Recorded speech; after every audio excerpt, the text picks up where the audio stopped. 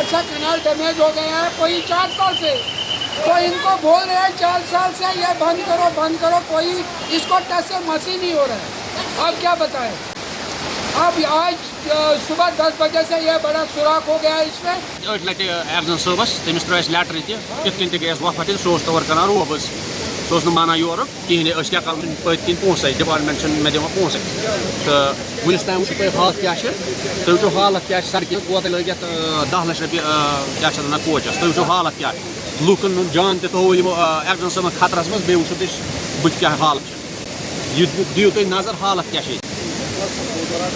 अवामुक सोचान कहें वन हुत पोसे ये पोसे अगर अकिस जाए कम कर खतर तो ये हेकन ना बंड दित तौर कर रोब ये कनाल बहुत से निकलती है पादशाही कनाल। इसमें तकरीबन 25 गांवों को ये पानी सैराब करती है। 25 गांवों में इस वक्त हम नुन्नर सेंटर में हैं। यहाँ पे ब्रीच हुआ है, ब्रीच लीकेज एम्बैंकमेंट में लीकेज होने की वजह से ब्रीच हो गया। हमने यहाँ पे टेम्परेरी रेस्टोरेशन की थी, लेकिन पैसों की किल्लत की वजह से परमानेंट हम रेस्टोर नहीं कर पाए।